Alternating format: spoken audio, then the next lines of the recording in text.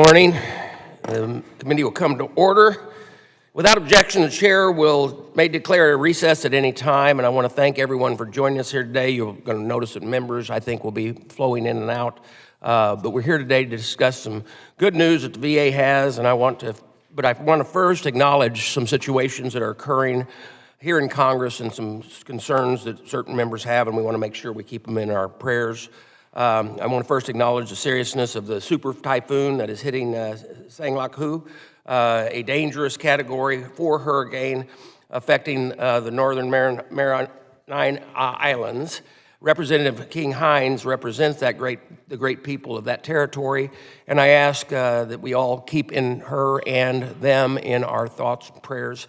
Also, one of our members, Nancy Mace, lost her father, who actually was an amazing war hero from the Vietnam era, and we want to remember their family as well.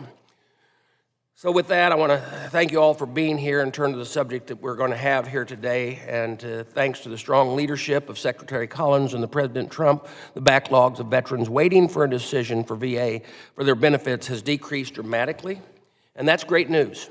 In fact, the backlog has dropped by more than 57% since the start of the Trump administration, decreasing by over 150,000 claims since the end of the Biden administration. Under the last administration, VA saw a 24% increase in the disability claims backlog. That dysfunction left veterans and their families waiting far too long for their earned benefits. However, in 2025, VA processed a record-setting 3 million disability compensation and pension claims. These accomplishments are a testament to what with hardworking men and women at the VA can do under the right leadership. VA reported accuracy has improved from 91.6% in October of 2024 to 93.5% in September of 2025. That's a step in the right direction, but maintaining high-quality decisions remains a core concern of mine. In 2025, OIG published its investigation on a senior VSR at the Philadelphia Regional Office. This employee personally authorized 85,000 claims from 2022 until 2024 under the Biden administration. Now, let's be clear that this is 19 times the national average. The SVSR spent 4.7 minutes on each claim. Let me say that again, 4.7 minutes on each claim. The national average is 21 minutes. OIG estimate that these errors resulted in $2.2 million in improper payments. VA has assured me that new leadership is in place to ensure this never happens again. But OIG recommendations remain open.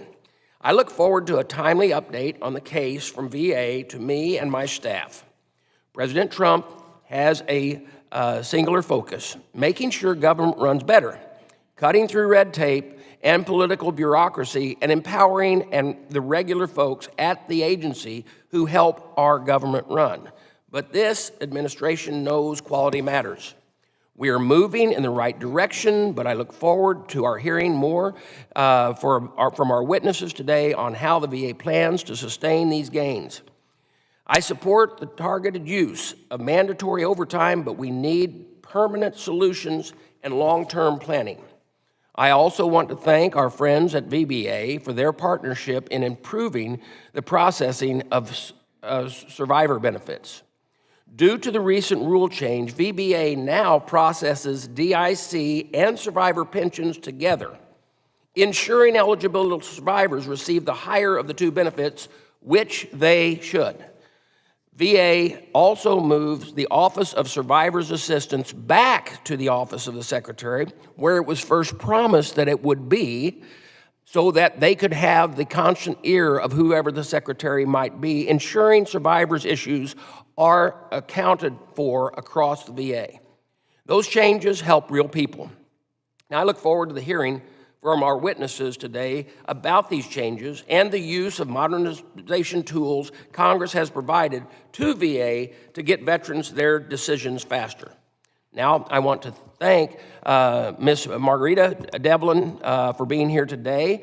Ms. Devlin is the Principal Deputy Undersecretary for Benefits of VBA, performing the delegable duties of the Undersecretary for Benefits. She oversees the VBA, which delivers the full array of non-medical benefits to service members, veterans, their families, and their survivors. Ms. Devlin is accompanied by Ms. Sandra Flint, Acting Deputy Undersecretary for Field Operations. VBA runs a nationwide network of 56 regional offices, oversees delivery of more than $194 billion in benefits to over 6 million beneficiaries.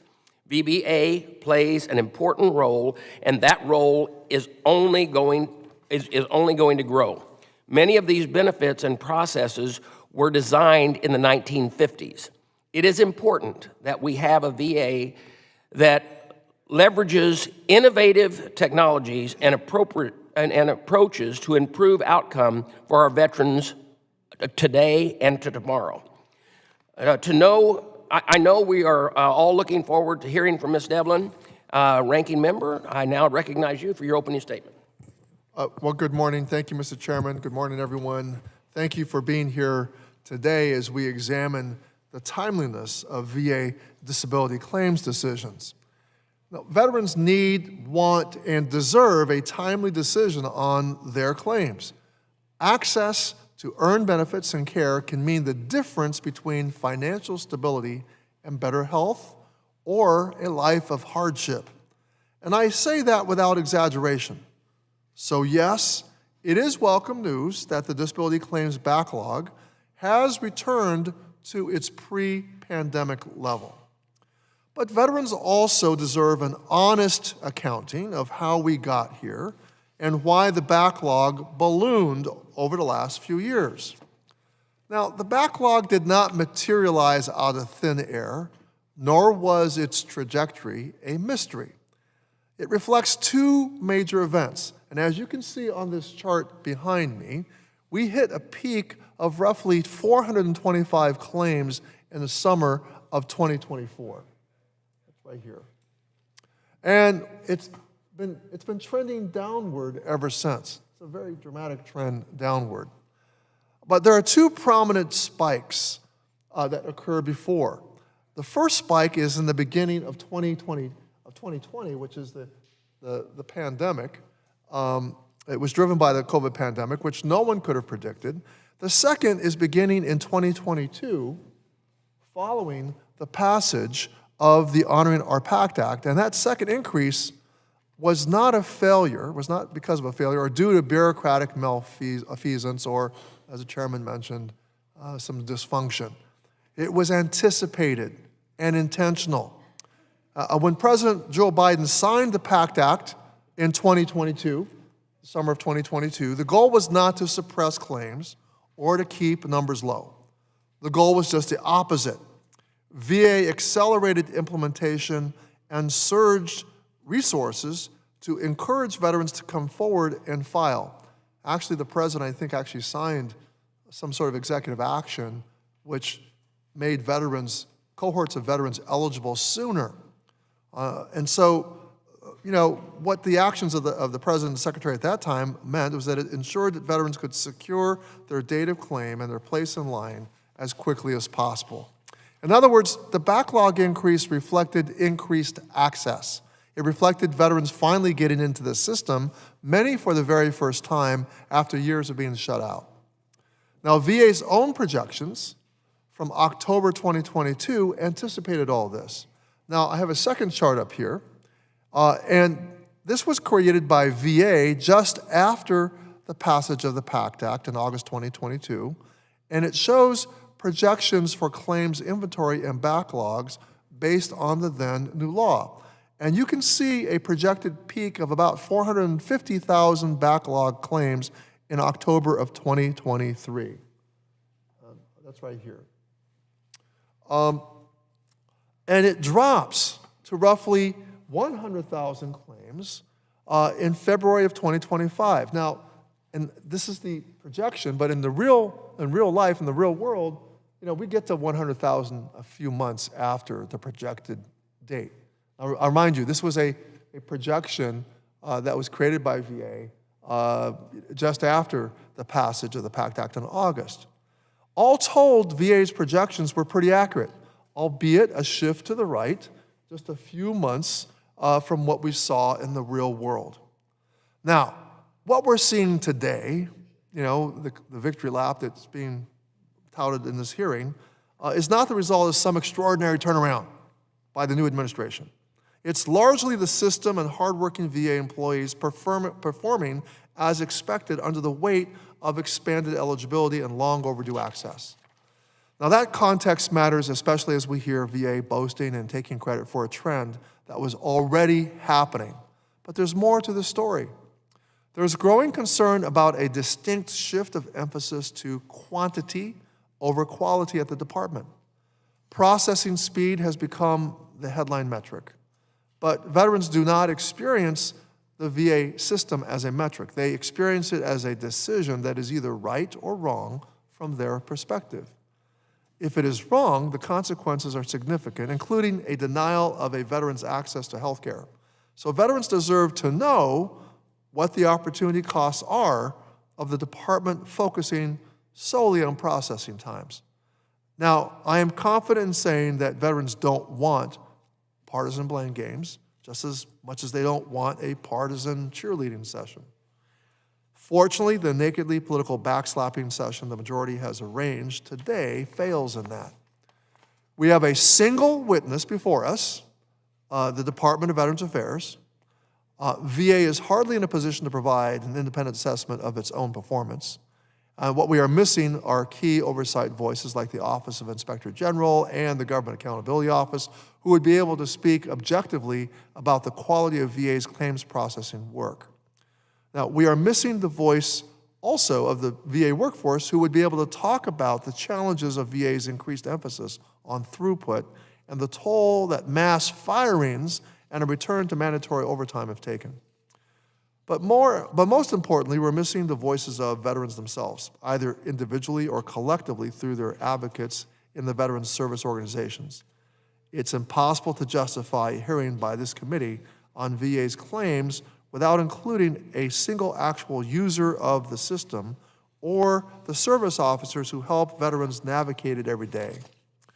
We need to hear beyond the carefully honed talking points that VA is going to deliver today. We need to know what is actually happening on the ground from veterans and those service officers who are helping them navigate this complex process. We raise the need for other voices to be heard to the majority more than a month ago, and sadly, we were rebuffed. And so we're here today with only VA as our witness. Nevertheless, we on our side are going to do our best to draw out what is actually happening with disability claims processing beyond just how fast claims are moving. A quick decision is well and good, but if we're moving so quickly that errors are made, or if we're simply rushing to denials, there are downstream effects we must consider. Anecdotally but consistently, we are hearing that claims processing errors are rising and denial rates are increasing. That, of course, is problematic.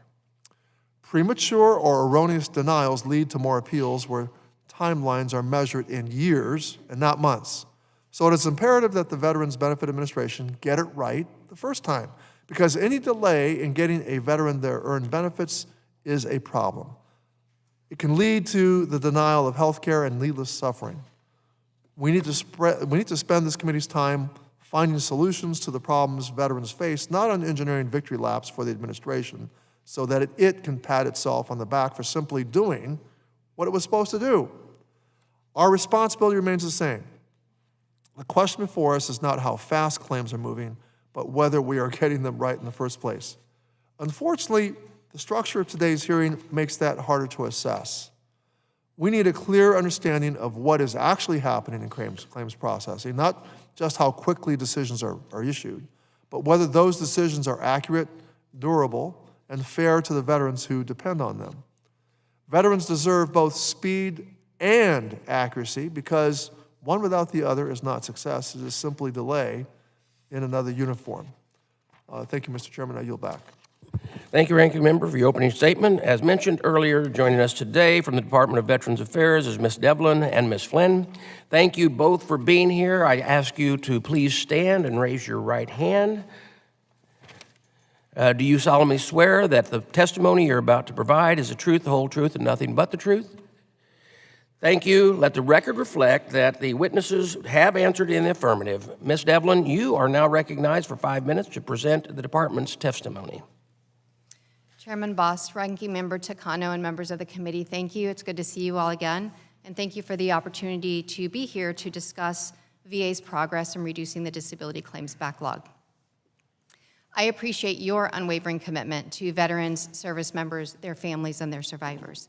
Joining here with me to testify is Ms. Flint. She is the Deputy Undersecretary for Field Operations, so she's responsible for the entire field. I want to start by saying that behind every claim waiting for a decision is a veteran or a survivor whose health, financial stability, or family situation depends on us getting this right. These are not just numbers. They're people who have already served this nation and deserve timely and accurate decisions. I am proud to report that under Secretary Collins' leadership, we have made historic progress. For the first time since May 2020, the backlog has fallen under 100,000, an achievement made possible through disciplined management and focused effort. We reached this milestone really by combining three things. I'm going to start by naming those three: our people, our tools, and our technology, and a clear leadership focus on the areas where claims were stacking up. First, let me talk about our workforce. By the way, our workforce is about a little over half veterans themselves. Last year, VA completed a record-breaking 3 million compensation and pension claims, and this year we surpassed 1 million claims earlier than ever before. Our employees drove that success. They reviewed records, they developed claims, they made complex decisions, and determined when medical exams were needed. They partnered closely with our contract exam vendors who completed more than 3.5 million disability exams, and together we expanded access to exams in rural areas so that veterans could get the evidence needed no matter where they live. All of this was done without sacrificing accuracy. Quality is now, as of the end of March, over 94%, the highest it's been in 2 years. Second, our technology and automation. By using new automated tools, we were able to streamline routine tasks and process claims more efficiently, ensuring that our experts, our employees, could focus on the decisions that require human judgment.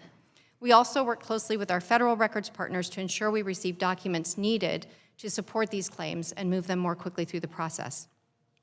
And third, focused leadership and operational discipline. We made deliberate decisions, such as using overtime strategically and prioritizing high-impact workloads that allowed us to drive throughput where veterans were waiting the longest. As a result, the average time to process a claim has dropped by 42% since January 2025, from 141 days to just 81 days. That's 60 fewer days a veteran has to wait for an answer. And this progress extends to survivors as well. The dependency and indemnity compensation inventory of pending claims has dropped by 67%, and the backlog by 83%. Survivor pension claims have seen an 80% drop in inventory and a 96% reduction in backlog, with average processing time now just 73 days, down from 173. These improvements give surviving spouses and families faster access to stability and support. But none of this happened by accident.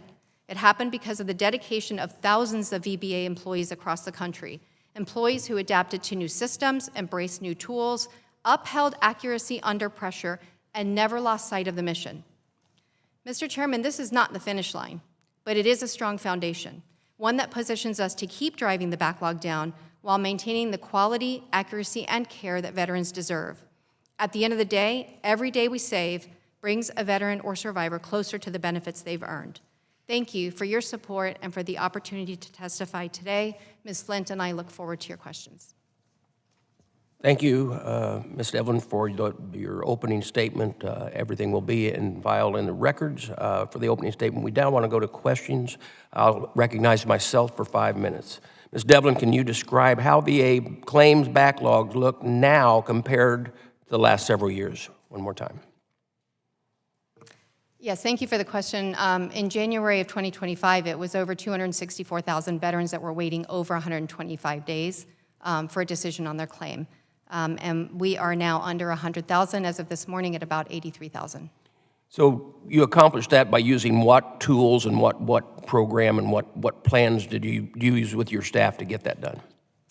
We use a combination of things. In addition to our dedicated employees, our leadership focus on this ensured that we used our national work queue to drive the work to where we could be most productive. So the disability claims process includes a lot of development, and with our national work queue, we can drive the work to where the bottleneck might be. So a lot of times that's development. Our automated procedures help us get medical records more quickly. One thing that we do for our veterans is if they have private medical records from a private physician or hospital, they don't have to go find those. Our automated systems, all they have to do is sign a release, and we will go get that, and much of that is received in an automated fashion.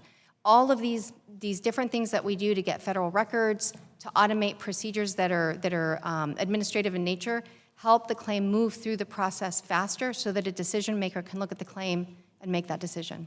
Okay, faster is important, and we're glad we're getting them down, but also, what do you have to put in place to make sure those decisions are accurate? Because quite often the conversation here is, okay, we can't just, like what OIG discovered, you can't do a 4-minute job and think that that's accurate. So what is in the system to make sure it's accurate when you're doing it? That's a really great question. We focus very much on accuracy. It's also not by accident that we're at 94% accuracy now. So what we do, there's a feedback loop, and we get feedback from a lot of different ways. One is through the Board of Veterans' Appeals decisions. We take a look at patterns and trends.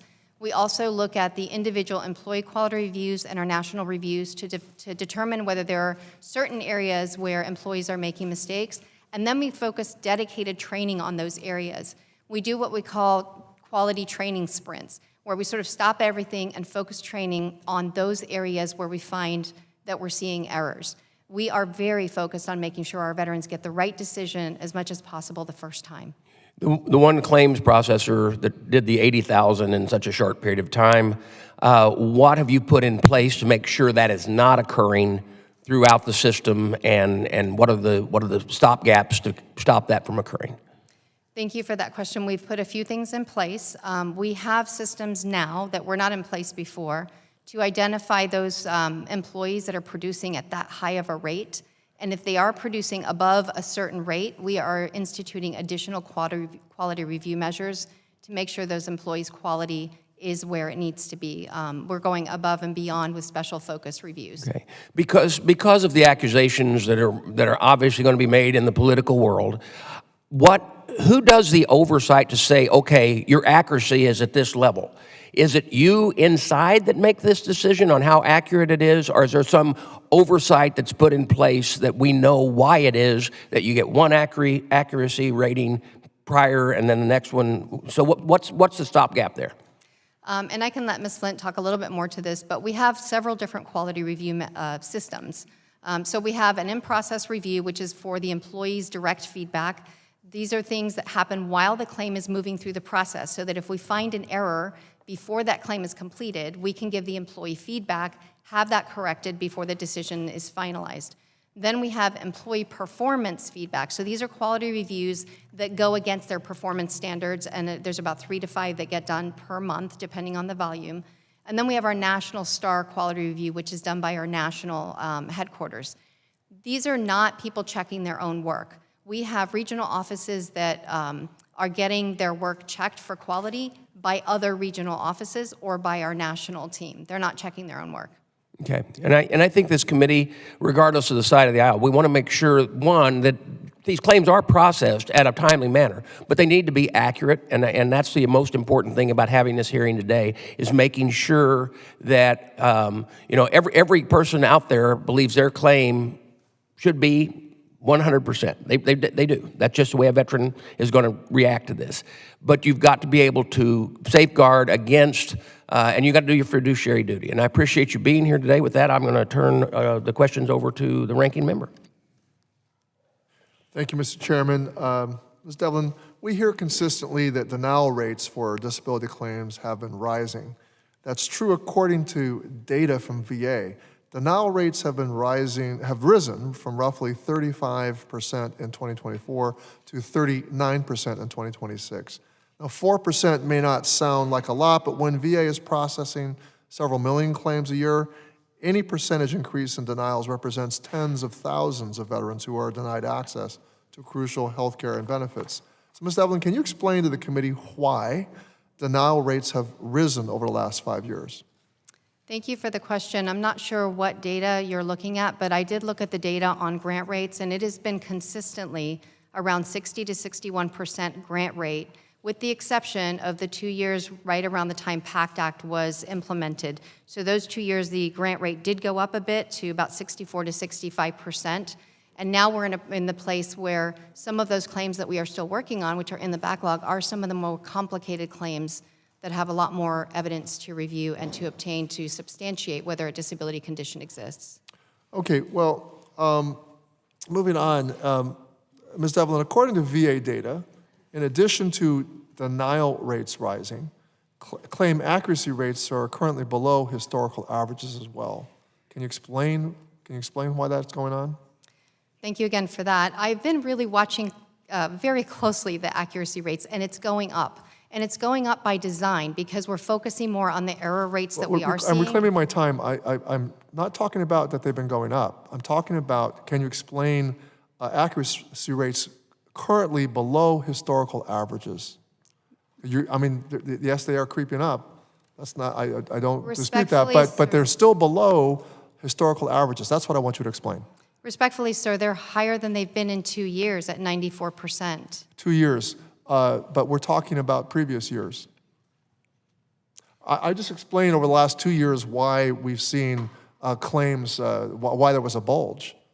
When we had the pandemic and we also had this massive outreach to veterans to file claims. Mm-hmm. Claiming a victory lap over that precipitous decline, after VA was given all these resources, that's a bit rich. But we can look at the prior 2 or 3 years to kind of get a better sense of what's going on. Respectfully, sir, my concern is that veterans understand that the VA is here for them, that we respect them, and we want to take care of their benefits. And the purpose of putting the good news story out there is to gain their confidence. I'm reclaiming my time. You're not really responsive here. You state that the claim accuracy is improving, but I'm having trouble reconciling that with what is actually happening at the Board of Appeals. Now, the number of appeals is increasing, partly because of increased denial rates. But the number of times the board catches errors and sends a claim back to VBA to fix is also increasing. And that speaks to the quality deficit at VBA. Ms. Devlin, how can both of these things be true? Thank you for the question. The denial rates have not been going up. And in fact, we looked at the percent of disagreement with VA's decisions, and that has consistently over many years stayed at between 11 to 13% of our veterans who disagree with the decision they receive. 11% of a bigger number is a bigger number. So we are producing more claims, but the rate of disagreement is the same as it has been historically. It's not gone up. Okay, well, moving on. What is a clear and unmistakable error? A clear and unmistakable error is when, upon review, we determine that the employee made a mistake of law or regulation in deciding the claim. Okay, so does VBA track those CUEs, that stands for clear and unmistakable errors, part of its quality control process? Clear and unmistakable errors, yes. We would track them for the purpose of feedback for the employee, but also to make sure we correct those errors for the veteran. Okay. And so, if so, what is the trend line for the volume of that type of error? I don't have CUE data here. I don't know if Ms. Flint tracks that individually. So you can't tell me if they're increasing or decreasing as of now. I can tell you that our errors in general are decreasing, and our percentage of accuracy has been going up. But you can't tell me whether CUEs are increasing or decreasing. You just told me that, right? I don't have that data in front of me. You don't have the data, so you just said that. So these CUEs seem very much like the type of error that occurs when someone is rushing to get something done. Steps get missed, mistakes are made, and that's not something that can be solved with just training alone. So since you can't tell me what the trend line is, I really can't get my question about whether we can cut down those rate of CUEs. But I yield back, Mr. Chairman. Thank you. Representative Van Orten, you're recognized for 5 minutes. Thank you, Mr. Chairman. Ms. Devlin, thank you very much for coming. Can you tell me how the proposed reorganization and streamlining essentially of the chain of command is going to affect your ability to help our veterans and get these claims processed? Yes, sir. Thank you for that question. The reorganization essentially streamlined our headquarters. Over the years, the headquarters had gotten very large. What we're trying to do is make sure that we're focusing the resources where the veteran receives the benefits, which is in the field. So streamlining the headquarters means less layers to go through for decisions to be made, for issues to rise to my level. Yes, because currently at the VA, everybody's got 6 bosses, Bob. I had a great meeting with our union folks in my office back in the district who work at the VA. And they're seeing improvements, but there needs to be, continuous improvement. So I wanted to pass that on to you. And people have mixed feelings about certain unions, and I don't. A lot of these folks, they're going to work and they're working very, very hard, and I'm really proud of them. That's from the administrative folks to the people processing these claims. Now, I'm a veteran. I get all my health care through the VA. My dear friend Morgan is also a veteran. Could you maybe just, in a short period of time, kind of wrap up for the folks here that have not served, what it actually means to get a disability rating? What happens? I retire. What happens? Thank you for that question. For our veterans who served, they might have had injuries while they were serving, they might have become ill, or they might have been exposed to toxic substances that resulted in them getting serious disability conditions like cancer. The disability claims process is such that we review that medical evidence and help them to get compensation for those disabilities and injuries that they will have often. What does that process look like? The veteran files a claim, and they tell us which disability conditions they would like to claim for disability compensation. They provide us with information, and then we support them with our duty to assist by getting them medical exams if needed, collecting all the evidence and background information, and then making a decision that renders them a percentage of disability, which then results in a financial compensation for those percentages. And the veteran doesn't have to do this by themselves. There's some of our outstanding veteran service organizations like the VFW, Disabled Veterans of America, the American Legion, and they do that pro bono, whether or not you're a member of the organization or not, correct? Yes, they do. And have you found in the past that the VA has tried to impede our VSOs from being able to help veterans get their disability rating? Absolutely not. In fact, we now include them in our transition assistance program at the end of the course so that they can introduce themselves to the service members and tell them about their services and give them access immediately after the class. Excellent. If you're a queen for the day, what would you do right now to expedite this process? Sir, I am not queen for the day. You are today. But a lot of the things that we're already doing that we're going to continue to do more of involves more automation and continued focus on quality improvement and making sure our employees have the resources they need to do the best possible job because they care. They're mission driven. I'm going to translate that into English. You're going to get rid of 4 of the 6 bosses, Bob, and streamline the process by making sure that we understand that we're in 2026 and that automation and in the implementation of artificial intelligence and the ability to focus very hard on what needs to get done, and that's the expedited, accurate adjudication of a veteran's disability claim happens in a much more rapid manner, right? Yes, sir. Okay, with that, I yield back. Thank you, Ms. Devlin. Representative Brownlee. Thank you, Mr. Chairman.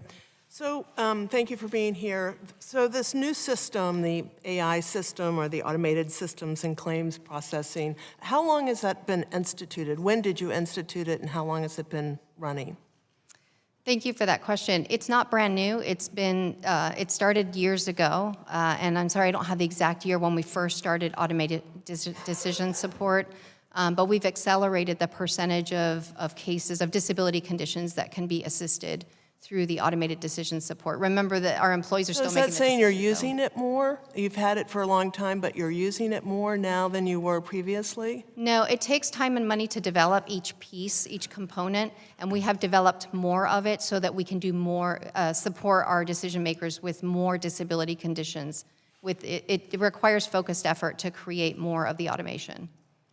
So based on the system then, you're not seeing, it sounds to me like you're not seeing more denials for veterans based on this system. I know in private industry with insurance companies doing claims, they also use an automated system to go through that. And I continue to hear that those denials, there are many denials that come in place. And so, you know, I think it's something that needs to be monitored very, very closely because speed is great, but quality is more important at the end of the day. And I just worry that we're trapping veterans in limbo that have to go to an appeals process, which takes a really long time. I don't think that process has sped up as it probably should, but regardless, veterans can be caught in limbo. They are caught in limbo today between from a denial to an appeal and getting answers from that.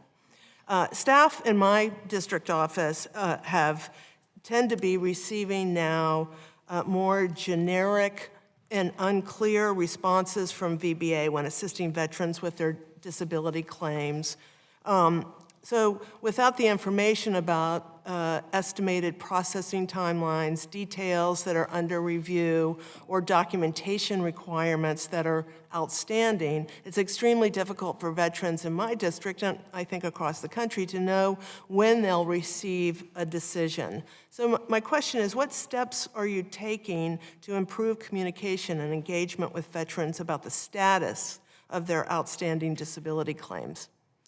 Thank you for the question. So I just want to clarify that our disapproval rates are not going up, so we're not denying more veterans' claims, and we are expediting the lanes that we have for disagreements, the AMA lanes for higher level review and supplemental claims, so that the claims process can be faster. And our people are making the decisions. The automation does not make any decisions and will not deny a claim. It simply puts everything together for the decision maker so that they can make the decision faster.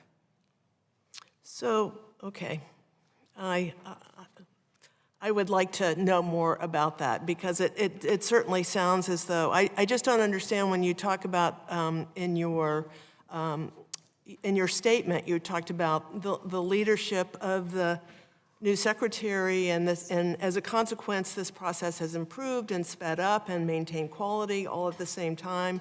But it just doesn't sound like, it sounds like you've got a perfect system going here, and I can't believe that it is perfect, and you probably will say it's not perfect, I get that. But, you know, what I want to hear from you is, you know, where are the points that we can still improve upon? Denials are denials, and veterans are in limbo when they're denials. So I'm wanting to hear some feedback from you in terms of what you're doing to, on an ongoing basis, continuous improvement on the system. I agree with you. Continuous improvement is a necessity. We will never sit back on our laurels and think that we're in a great place and we shouldn't continue to evolve, in particular as it pertains to quality and accuracy. You asked about communication on the timeline. Because our claims are moving more quickly, you know, we're giving more feedback to veterans more quickly as well. And if we can decide some portion of the claim for a veteran, we will decide that portion and start getting their compensation flowing, even if there's another more complicated condition. But also our call center, 1-800-827-1000. Yeah. We will be able to give them a very specific status of their case. My staff at home is just saying we're getting a generic response, and they're not getting that kind of detail to help, you know, in terms of communicating with our veterans to give them some sense of where the status is on their claim. Happy to work with you on any specific cases that you're having issues with. We can look into them. I yield back. Representative Luttrell. Thank you, Mr. Chairman. Ms. Devlin. Does VA create its own language models internally, or is it outsourced?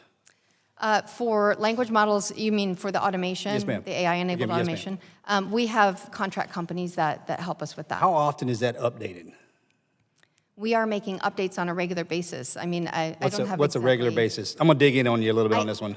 Yeah, so... This one drives the point home to Mr. Takana and what Ms. Brownlee are saying. If the language models aren't being updated at the speed of which technology is developed, the VA will obviously be lagging behind.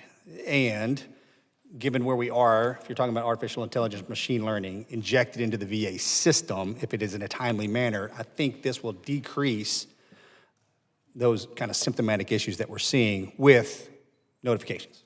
Yeah, so we have updates to the system on a regular basis. I'm going to say they're approximately about 6 to 8 weeks that we get updates to the system for new automated decision support, new conditions. And all that information, okay, 6 to 8 weeks, that's impressive that you say that, because I'm trying in my mind to gather as much information that the VA brings in daily, aggregated or retrospective, and process that into a language models that will allow this system to update itself. And 6 to 8 weeks seems a bit aggressive. Well, the automated decision support is not just AI, right? It's rules-based processing that helps the employee have all the information in front of them to understand what they need and what they already have in the file without having to look through thousands of pages of medical records, Sure. right? So it's not making decisions on claims. It's really helping. I think that what it does is it streamlines the process, puts that blue line right in the middle so the rater can see that in a more Yes. in a clearer picture. Yes. If you can get I'd like to have like a breakdown on that, if you don't mind, on kind of like what the timeliness is, because I'm going to speak freely with the committee. We are eagerly behind the injection of AI models into the system so our veterans get what they need in a timely manner. Fair enough? Yes, definitely technology is a huge part of how we continue to stabilize the system so that we're not always chasing a backlog, but can focus on advancing the mission faster for veterans and enabling our employees to work on the more complex pieces of the work, which is really the decision-making process. Where do we stand with information flow between the Department of Defense and Department of War, Department of Defense, however you want to say it, Department of Defense, the VA, information flow from one service into the VA? The backlog, the system seems, when it bogs down, we talk about national work queue, now I'm shifting gears on you, we talked about national work queue, and the veteran's ability to carry, speaking for myself on this one, all of my information to the VA. Hopefully I didn't miss anything. Okay, now the system itself is broken down in a way that there's no sea legs there, so to speak. Where are we with conversations, Department of War and the VA, on complete information transfer from one site to the other? I will tell you, the two secretaries have made a commitment to work together on this, and the Secretary of War has committed to what we're calling sort of service treatment records at day zero. We want to be able to get all of them electronically. Is there a time frame on this? And don't say yes and just walk away with that.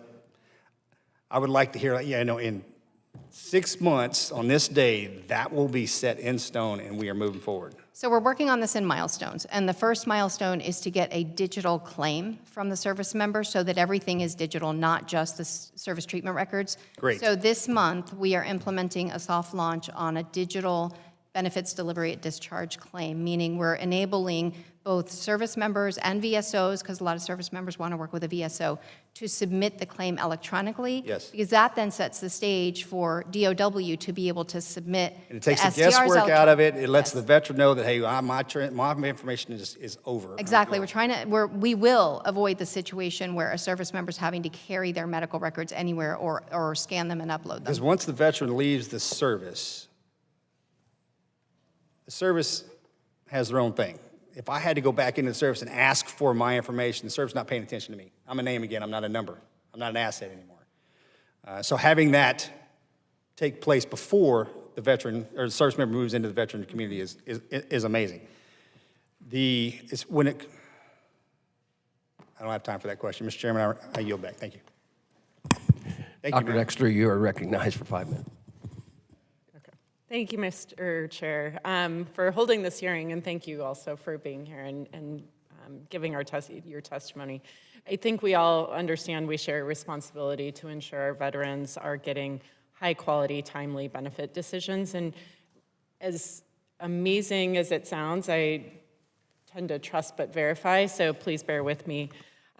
We also had an opportunity to speak with local Oregon Veteran Service officers who made clear decision times are indeed, that they are experiencing are improving, but counter to what we are hearing, their impression is that errors are increasing. And these are not just, we haven't changed the number of veterans being served in our area. So maybe it could just be that the absolute number processed are getting higher, as you made a point of earlier. But mistakes do delay access to care. So even if that were true, those mistakes still are something we should address. So my first question is it true you have fewer VA employees processing these claims? We've been told the answer is yes, but I just want to hear that for the record. We have had a little bit of attrition. We're working on a strategic hiring plan to backfill some of those positions, but part of what we have to do is evaluate how everything has changed in our ecosystem with all the technology to make sure we put the employee resources in the right places. And we know that AI is threatening, positions across all sectors. So this is obviously one where AI is being used. We also know that when work is pushed faster with fewer employees, that oftentimes quality can be compromised. This, as I said, is unacceptable. So, Ms. Devlin, I want to also ground this in something we all understand. Would you trust a physician who gave you a prognosis based on a quick Google search or AI tool? No, ma'am, I personally would not. I would not either. And as a physician, I know technology can support good care, but it cannot replace good clinical training, expertise, and peer-reviewed evidence. Yet it seems that that is exactly the type of breakdown we are seeing. Veteran service officers raise serious concerns about VA decisions citing inappropriate sources. In some cases, determinations on disabilities included references to WebMD and Google searches in the actual letter being returned to the veteran. I reviewed a claim where the VA explained a veteran's employability by stating, quote, according to Google, followed by a quote, direct quote from language that certainly appears to be AI-generated content, and I have that here if we want to submit that for the record. That is not a standard. That is a system under strain. It is using artificial intelligence to do the work that these employees have done previously, and when staff are pushed to move faster without the resources and support they need, I do believe quality erodes and veterans are paying the price. So I'm going to ask directly, Ms. Devlin, is this the level of quality veterans should expect? That would be, I would like to look at that, actually, if you would submit that to us, and I'll let Ms. Flint answer the question about employability and how an employee might use things like a Google search to understand the labor market for a specific veteran based on his or her specific background. That would not be an AI-generated action. That's an employee-generated action based on their individual use of systems available to them. So we do not use AI for medical opinions or medical decisions or any decision-making. I mean, I have the exact quote from the letter. You attributed not working due to your service-connected disabilities, according to Google, in the letter. According to Google, quote, a person managing the conditions you described, and it has them, could thrive in various jobs with some adjustments. So this is literally quoting Google. And then there are literally quotes from WebMD. I think that regardless of my skepticism around whether that is an accurate assessment, receiving that as a veteran certainly does not increase confidence. And so I appreciate that you could walk through this, but I'm very conscious of my time. So I want to get to the quality review process because 94% accuracy sounds amazing. Does that include veteran perceptions of the accuracy of the claims or VSOs or others?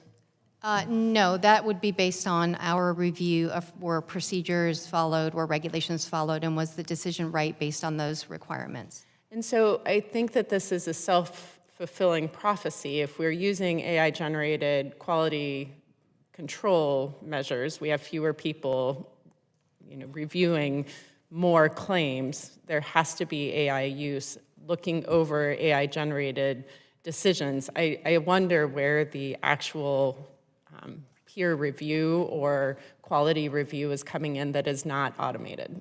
That's not automated. Our quality review systems are done by humans who are reviewing the regulations and the statutes and the quality of the work. And what percentage of decisions are being reviewed? It's a validated sample. I think it's 3 to 5. Is it 3 to 5, Ms. Flint? 3 to 5 cases per month. Is that correct? 3 to 5 cases? Yes, at the national level. At our national quality, they statistically valid sample. To get a national quality number is 3 to 5 individual quality reviews per employee. 3 to 5 total. Per employee per month. Okay, my time's up, I yield back. Thank you. Representative Barrett, you are recognized for 5 minutes. Thank you, Mr. Chairman, Ms. Devlin, Ms. Flint, thank you for being here today, and appreciate the insight into how we are able to reduce the claims backlog that veterans have experienced. I know that's been a legacy from previous administration and previous Congresses, and appreciate the efforts to reduce that claims backlog. Obviously, you know from hearing from other members and hearing from veterans just how serious that is when a veteran is waiting and chronically anticipating the resolution of a claim. I've had that happen personally, and I know others who have as well, where time will go on and a review takes place, and veterans can go on the VA app and see kind of where they are in that process, and the steps will sometimes go backward instead of forward as process goes on. One question I had for you is, as we see the claims backlog diminish, are we seeing a increase in appeals, or are we seeing an overall reduction in claims that are not, or rather that are fully adjudicated and finalized post-appeal as well?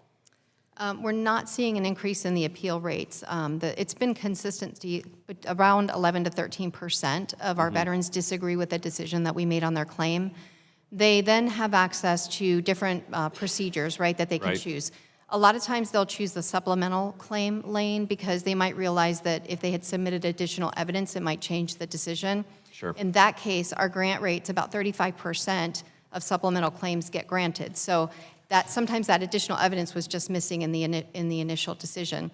They can also access the higher level review, which really takes the decision that was made by one person, one employee, and has a second, more senior employee reviewing the decision. And our grant rate's a little lower than the 35% there.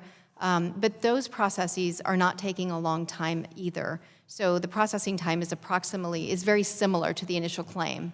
And do those higher level review and supplemental claims, do those count in the, statistical capture of appeals, or are those not considered an appeal until a more formal appeal is granted? They're considered appeals under AMA, and then we still have some legacy appeals that we're still working through. Take longer.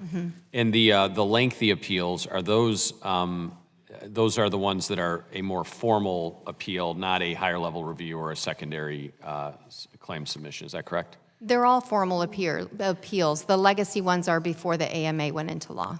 Okay. And then I know we've talked a lot about AI, the use of that. Certainly there's a lot of rightful concern in various different areas that AI touches on, whether it's in veterans benefits or other aspects of American life, as we all kind of digest how this is going to affect all of us. One thing I just wanted to ascertain from both of you today is that in the circumstance that the VA is using AI for the use of claims processing and things of that sort, is there a human in that process that is reviewing anything before a veteran's claim would be denied, or can AI simply sweep through that and dismiss a claim on its face, or would a human be involved in a process in that chain? There is no artificial intelligence in our systems that makes a denial decision. Everything gets presented to a human claims processor to make a decision. A couple things I'd like to say about this. So first of all, we are assessing the quality of the automation to make sure that that's functioning properly, and our employees have a method of reporting to us when they're seeing something that's not quite right so that we can fix it. The employee decides whether the automated information presented to them is enough or not enough. And so they are looking at that and ultimately making the decision on the claim, or pushing back and saying, I need additional information as part of duty to assist. And could a AI assistant tool that the VA uses say, yes, you have the appropriate documentation, either from a Department of Defense physician or an outside physician, you have this presumptive condition diagnosis, and it could almost take that and say all of these things are met by this standard that we have, and the human claims representative would then quickly review that, but it could also work in a way that could approve or help to approve and expedite a claim. Is that equally, or is it only being used to detect fraudulent or denial basis for a claim? Oh, no, thank you for that question. It's actually detecting everything in the file that claims processor must review to make a decision. So it will look at things like if the veteran served in the Navy, were they within 12 nautical miles of certain areas to qualify for certain presumptives. It'll look for what were their dates of service and be able to put that all together. So what the employee is seeing is screens that present to them, this has been satisfied, this piece has been satisfied. We've got the DD-214, we've got the length of service, we've got presumptive exposure, we've got a disability diagnosis for this condition. It presents it all to them and then shows them what's missing. So it might say, well, for these conditions, we've got everything you need. You can go and grant the claim. For this condition, you're missing something. We might need to go do a medical exam because we don't have a current diagnosis. Ultimately, the employee is in the driver's seat in every single claim decision. Thank you. Thank you, Mr. Chairman. Thank you. Before I recognize our next member, all members need to be advised that there's a protest going on the second floor of the Cannon. If you're moving from building to building, you might want to avoid that. The police or the Capitol Police are dealing with that right now. Representative Ramirez, you're recognized for 5 minutes. Thank you, Chairman from the great state of Illinois, and Ranking Member from the great state of California. We're being fair this morning. Look, all jokes aside, we have a responsibility in committee to provide oversight of the VA's processes, especially the processes that the VA is using to address its disabilities claims backlog. As we've been discussing the backlog, I would be remiss not to mention that the speed at which claims are processed cannot come at the sacrifice of the quality of service to our veterans. That can't ever be compromised. And simply reducing the backlog for the sake of saying that the backlog is reduced at the expense of accurate and successful outcomes for veterans, it's not in fact putting our veterans first. And it's certainly not honoring our veteran service.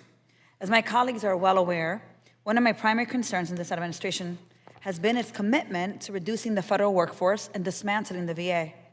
Secretary Collins has made good on that commitment, has shrunk the workforce through RIFs, and he'll continue to do that work through the reorganization that he is leading. In July 2024, after the robust hiring of new claims processors as a result of the PACT Act, VBA ended its posture of mandatory overtime with a few exceptions for certain types of claims. This was a relief to a burnt workforce that had been torn apart by twin pressures. One, the COVID pandemic, and then the other, which was the increase in PACT Act claims. When we fast forward to May 2025, after losing thousands of claims processors through the deferred resignation program, the voluntary early retirement and outright firings, VBA realized they had a capacity problem, and then they reinstated the mandatory overtime at a rate of about 25 hours per month, if I'm not mistaken. So, Ms. Devlin, is the May 2025 mandatory overtime policy still in place? Thank you for the question. I would like to point out, and I'll answer your question, that our quality is going up. We are focusing on quality. And yes, we did institute mandatory overtime. It depends. We're really focusing. So it's still on now. You we still do not it have in effect. mandatory overtime right now today. And Ms. Flint can talk about the number of hours that we are focusing on overtime. Can you tell right me now. how many hours then, just for the record, that we have right now in overtime? Yes, ma'am. We have several categories of VSRs who are working 20 hours of mandatory overtime as 20 of hours. April. VSRs who do non-rating work and a couple of other missions. And we have one group of VSRs who do MST who are working 8 hours. So let me follow up to that, and whether it's Ms. Flint or Ms. Devlin who answers this question. Has VBA analyzed the effects of mandatory overtime on the quality of the claims? Have you done some analysis on that already, as you've made some reorganizations on this overtime? The work that we perform in overtime is part of our overall workload, and so any quality questions would flow naturally as part of our normal quality process. But you've been intentional about conducting analysis on the impact of quality of overtime in the quality of claims. You've done that work, and if you've done that work, not just because people are doing the work, what were the results of that? We don't make a distinction between the work that's done on overtime and work that's done, I'll say, on straight time. So you haven't really analyzed the effect of mandatory overtime. We have not analyzed the effect of mandatory overtime on. So let me follow up on that. Ms. Devlin, has VBA analyzed the effect on worker burnout and/or retention or attrition as a result of its resumption of mandatory overtime? Have you done that analysis? We do look at the attrition numbers, and I just want to point out that claims processors were not allowed to elect into the deferred resignation program or VERA, so our attrition has not changed from historic levels of attrition. We are working on a strategic hiring plan, and as we mentioned earlier, because of automation efforts, the employees that we need might be in different categories of employees, and we want to make sure that we do avoid burnout by making sure that we are resourced in the proper way in our new ecosystem that we're operating in. So what are the systems that you're using to do that analysis? So we're looking at our pay files, we're looking at production, we're looking at quality. There's a lot of different things that where the automation is helping the most, where we still need more human intervention in the development process. We will always need humans for decision makers. Absolutely. I want to make sure Yes. we have that on the record. Look, there's a couple questions that I want to follow up with you because it's not consistent with some of the reports that I have here. But just as I wrap up in these last 15 seconds, it is important to make sure that we are clear that the speed of processing claims does not equate in quality of the processing of the claims, and I want to make sure that that is always a priority. And automation and overtime alone are not long-term sustainable solutions for addressing the backlog. We all know that to truly honor our veterans, it's service with action. We have to ensure that the VA is in fact fully staffed and that our processes do not sacrifice quality. So I do want to follow up with you on some of these systems. Thank you, and with that, I yield back. Dr. Miller Makes, you're recognized for 5 minutes. Thank you very much, Mr. Chair. Ms. Devlin, has the VA utilized overtime to help alleviate the claims backlog? Yes, ma'am, we have. And does the VA see this as a long-term strategy for combating future surges in backlogged claims? Overtime is a good surge capacity assistant. It is not something that we would want to rely on for sustenance of the backlog. But you could use it in the event there's future surges? Yes, that's correct. And then how do we ensure that the VA is not continuously playing a game of catch-up? I'm glad you asked that question. So we are getting to a point now where we can seek more balance, and by continuing to develop more of the automation, we can continue to focus our employees on the hard work of making decisions and advocating for our veterans. By doing so, we will get into more of a steady state where we would be able to then handle surges using things like overtime, but not rely on it on a day-to-day basis. And you've done a remarkable job catching up, so hopefully we can get the rest of the VA in scheduling to do the same. Is it the case that quality has declined? Some people say because of the technology that you're using, quality has declined. And some people are suggesting that the work is rushed by claims processors. And is it correct to assume that claims that take longer are better quality? i.e., if it takes more time, does that actually ensure that it's greater quality?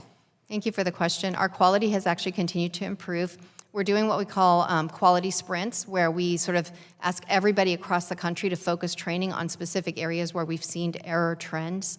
And no, a claim taking a longer time just means a veteran has to wait longer. It doesn't mean it's going to be a better claim. The automation doesn't make decisions. It does pull the information together so that the claims processor can not only get to a decision faster, but can also see, is there anything missing in this claim, and get to that point faster and understand what is missing so that we can then go out and get it for the veteran to help them get a decision faster. And I will say that I have heard from veterans in my district about the time. That's a greater complaint often. I've also heard some speculation that board appeals might increase due to faster processing, so this gets back to the quality issue. Has that been the case, and is that a fair assumption? That's not the case, where our disagreement rate with our decisions has maintained pretty steady around between 11 and 13%. That has not changed historically, even with the immense amount of production that we've done. I will say, and I said this before, 11% of a bigger number is a bigger number, but when you look at the rate of disagreement, it's maintained consistency. Thank you for that. And you've already mentioned some of the things that you're doing to ensure quality and level of success. So, broader question, how should we be thinking about success? Is backlog reduction the right metric? And You if know- not, do we need a more complete picture of system performance? I'll just ask both of them. I appreciate that question. No, I would love to get to a place where we're not constantly talking about backlog. We are approaching a sort of an equalizing moment in time for the Veterans Benefits Administration where we can start achieving more balance.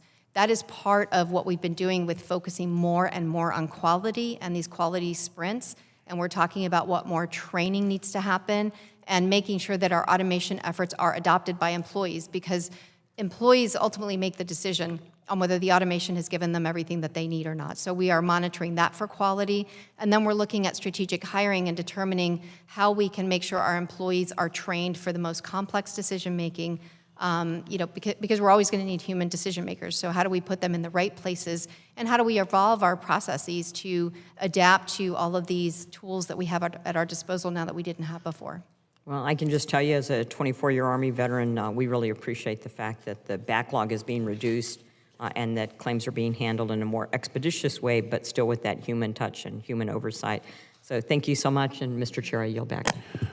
Thank you. The gentlelady yields back. Representative Kennedy, you're recognized for 5 minutes. Thank you, Chairman. First of all, I have a couple of quick questions. Talk about mandatory overtime. Do you need congressional approval for that mandatory overtime?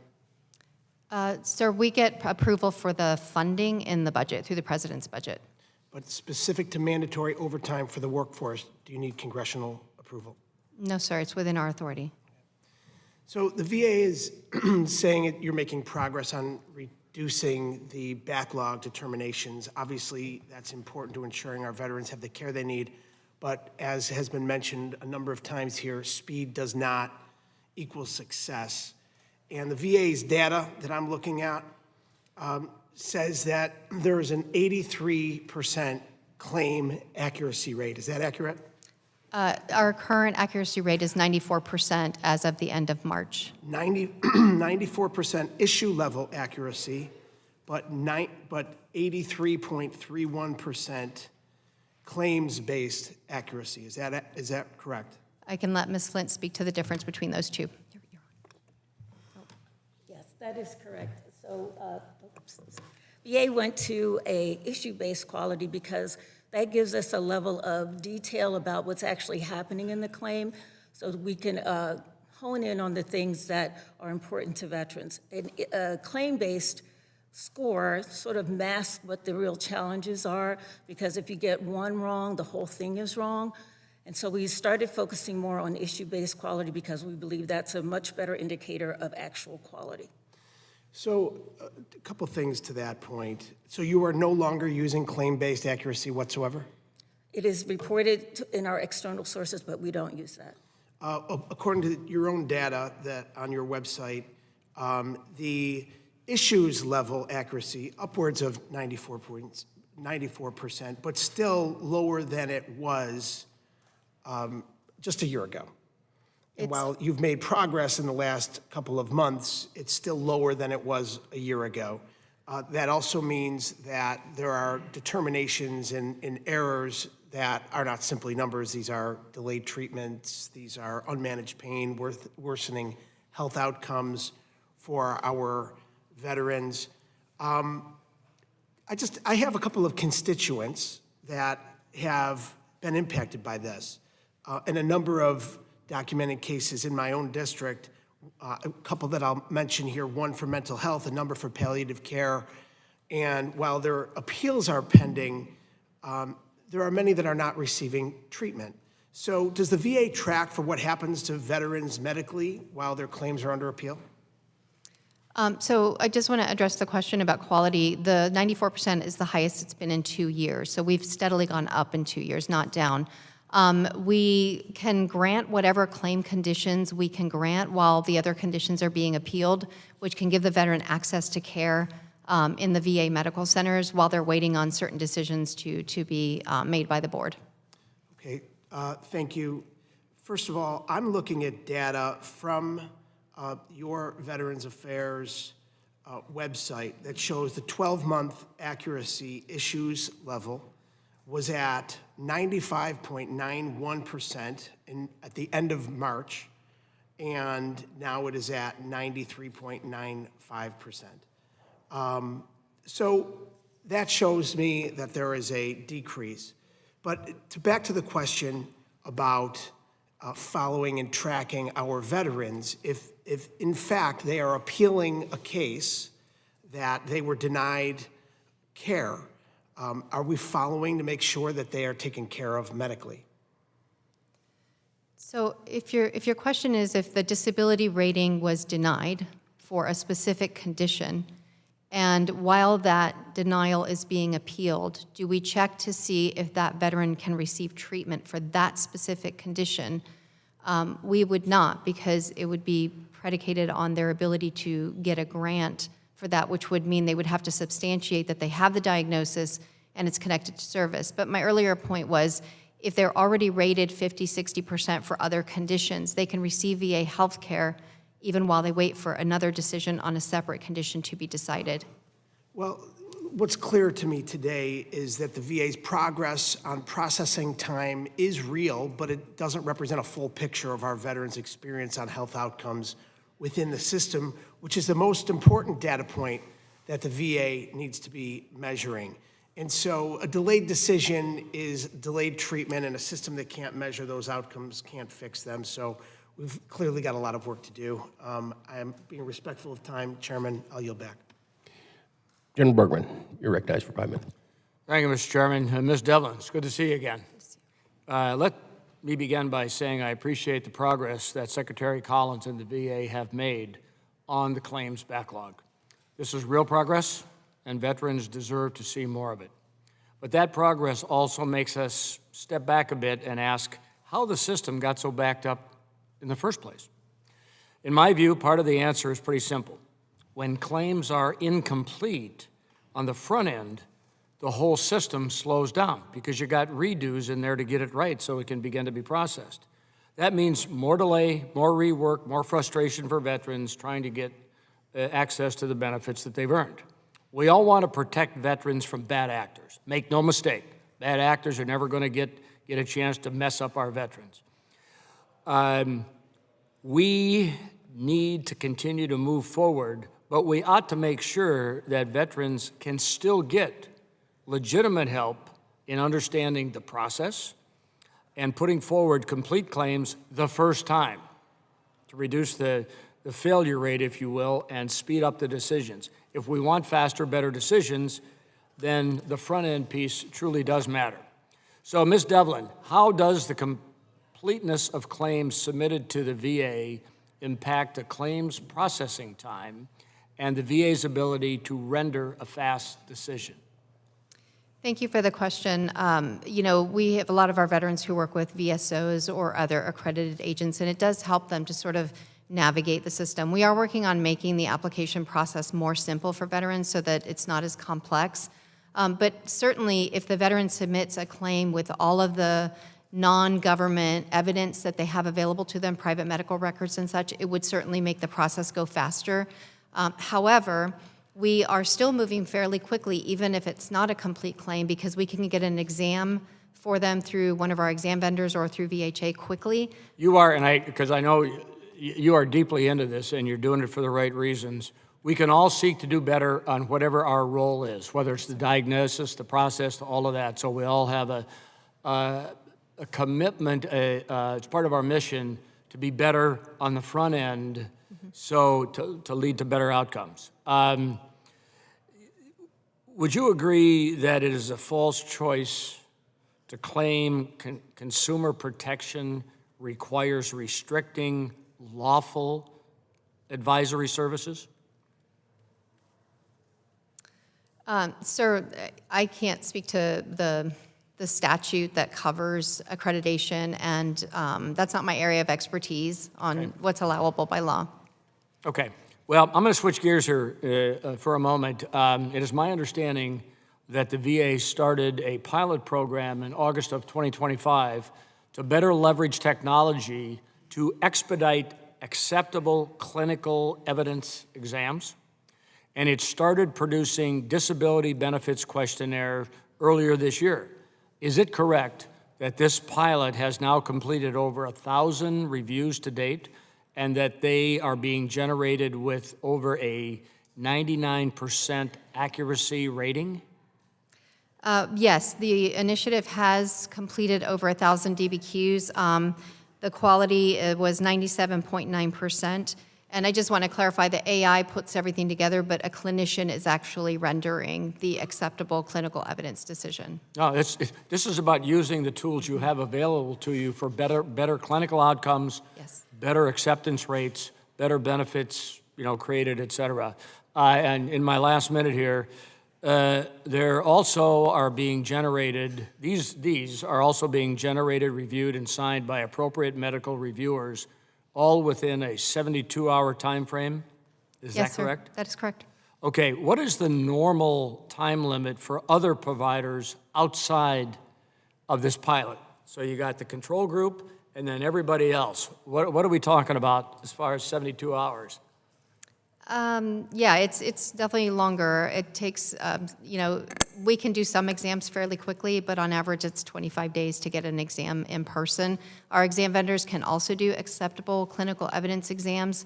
I don't have that number separate for that. Okay, well, the point is, we know that if everybody puts their, mind to this and their energy behind it, we can do better for the veterans, for the companies trying to do the right thing to help the veterans and to help the Veterans Administration. And with that, Mr. Chairman, I yield back. Oh, and I would like to, before I yield, Mr. Chairman, I ask unanimous consent to insert Rep. Hamadeh's opening statement into the record. Without objection. Dr. Morrison, you are recognized for 5 minutes. Thank you, Mr. Chairman, and thank you, Ms. Devlin and Ms. Flint, for being here today and for your service to VBA. I think we all agree that our veterans deserve to have their disability claims decided in an efficient, transparent, and fair manner. I look forward to hearing more from you about how VBA can strengthen both the speed and quality of its claims processing. Ms. Devlin, as a physician myself, I want to begin by asking you about an issue we've been hearing about related to the disability exam process.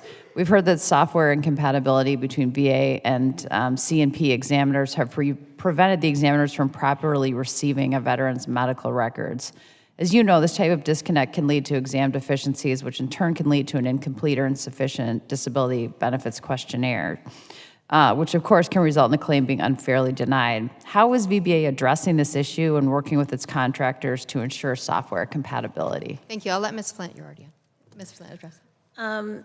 Thank you for the question. I'm not aware of any major disconnect between those two systems.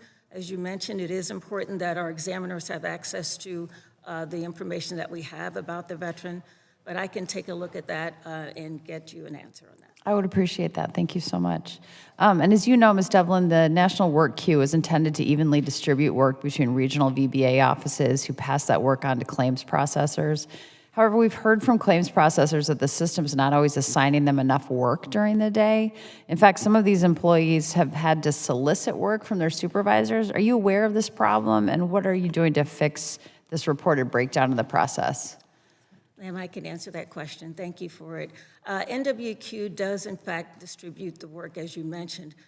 It distributes the work right now to the regional office, and then the regional office distributes it to the employee. We just had some upgrades to NWQ that we believe in the future, where if there is a situation where an employee feels that they want more work, they can go to NWQ and pull that down themselves. Right now, if that's the situation, they're able to go to their supervisors who can get that work for them. But a chronic not having enough work is, we have a lot of work, so. So they can pull directly from the NWQ? Now, they can pull from their regional office queue. So the NWQ sends work to the regional office, then the regional office decides about who gets what. They have their own sort of days of work from the queue that they can access. Would it help streamline it if they could just go directly to the NWQ? Not always. Since it's a national system, what we don't want are people going in and sort of picking the cases that they want. It disrupts the flow of things, and it may be not allowing us to strictly do first in, first out processing of claims. So we discourage that. There are, of course, emerging cases where we need to go get a case, but by and large, this distribution system, which in the old system, you could only do once a day. In the newer system, we hope we can do multiple distributions, but we don't want folks kind of going into NWQ without, it causes some challenges. Understood. I want to end by turning to the use of artificial intelligence, a point of interest, I think, for all of us. AI obviously offers immense potential to streamline claims processing, but it's essential that these tools are implemented with strong guardrails and transparency to be sure that they're being used responsibly and effectively. While we all want veterans to get their claims processed as soon as possible, I'm sure you would agree, Ms. Devlin, that it's essential that claims are adjudicated fairly and accurately. Could you share a list of all the current and planned AI use cases? Thank you for the question. AI is both an enabler for the business process supports that I mentioned earlier, the decision support. The use case we're looking at right now is the one that takes and looks at every piece of evidence inside the case to determine if all the medical information that's necessary is already there. So a lot of veterans already have medical evidence that they're giving us, right? Between their service treatment records, their private treatment records. And what we're trying to do is make sure we're not unnecessarily sending them to a medical examiner when we already have all the information we need. When I go to the regional offices and I talk to VSOs, that's one of the concerns they've raised to me. We know there's enough evidence in the file. Why are we making the veteran go to an exam? So this use case will use AI to determine if all the evidence is there, so we don't need an exam, or if there's enough evidence there, but we still need a clinician to basically render an opinion, and that would be the acceptable clinical evidence. That's the use case we're looking at now to try and reduce unnecessary exams, but we'll still do an exam when necessary. So it's pretty comprehensive, the use case. Can you, and this has come up already, but I think we all just want to hear it loud and clear on record, can you guarantee that there will always be a human making the final decision on a claim? There will always be a human making the final decision on a disability claim. Very reassuring. Thank you, ma'am. With that, I yield back. Thank you, Mr. Chair. Dr. Conaway, you're recognized. Thank you, Chairman Bost, and thank you also, Ranking Member Takano, for bringing us here today. Thank you, Ms. Devlin and Ms. Flint, for presenting yourself and here to be ready to answer questions. Veterans deserve quick and timely responses, and while the reduction in disability claims backlog seems promising, it is not a reality for all veterans. Some of my very own constituents are still waiting to receive a response from the VA. I would be remiss if I did not share their stories. Last July, a constituent of mine opened a case with her dad within my office. Her dad, Vincent, a Vietnam War veteran, was terminally ill and suffering from dementia. The constituent wanted to expedite her father's case to the VA due to his illness. As of today, this case is still sitting in the regional office, and the last update we have received from the VA was in September of last year. The veteran, unfortunately, has passed away in December. Ms. Devlin, is the VA not prioritizing claims for terminally ill veterans? I'm so sorry to hear about that veteran's passing, and we want to make sure we take care of the survivor. We do prioritize claims, in particular for terminally ill veterans, and we have other prioritization categories. Sometimes claims can take a long time because we're having a hard time finding the evidence that's needed to substantiate the claim. But if you can give me that information after the hearing, we're happy to make sure we can take care of the survivors in their time of loss. Thank you for that answer. And we'll get you that case, and hopefully we'll find out why it is that this has languished for as long as it has had. The next case I wanted to bring to your attention is a story of my constituent, Christine. Her father, George, served in the Air Force and the Army. George died a year after applying for VA benefits in 2016. He died without getting a rating. Now George's daughter has been handling his VA claim for her mother, a surviving spouse, and substitute claimant. His wife has endured 10 long years of denials and appeals.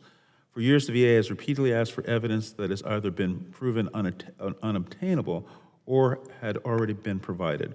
Despite all the evidence she has sent, the VA has offered no reasonable explanation as to why the evidence is insufficient for granting George's claim. This 10-year wait is not unique to George, as I understand it. This happens far too often for far too many of our Vietnam veterans.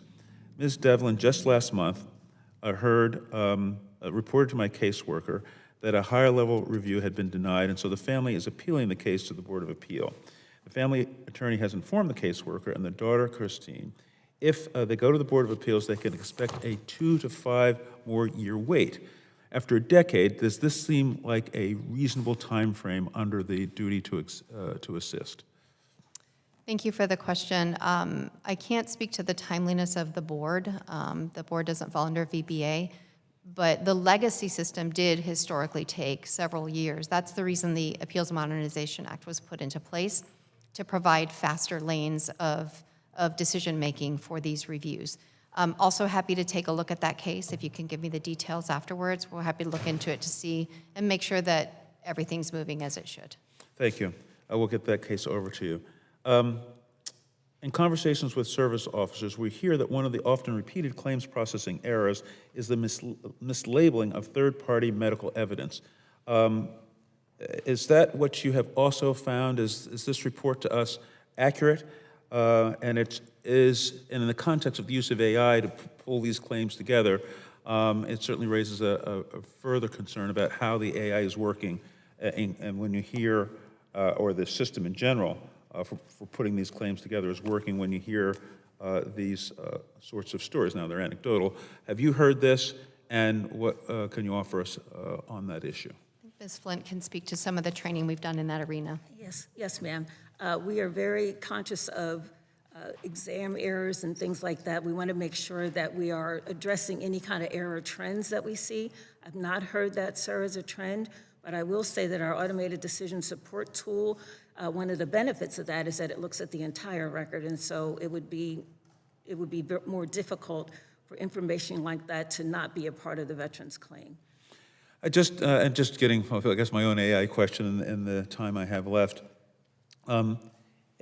Have you reviewed the AI systems that you're working to ensure that the data they're gathering is accurate? You know, anybody who's used any of these systems will know, lawyer make a mistake, and you get case citations that are not there. But have you reviewed the, I guess, the architecture of the AI systems you're using to ensure that they are actually bringing all the claim information and claim data together, and that they're not either leaving things out because they've either mischaracterized it, because it's going to impact the decisions about the benefit percentage that to the individual veteran?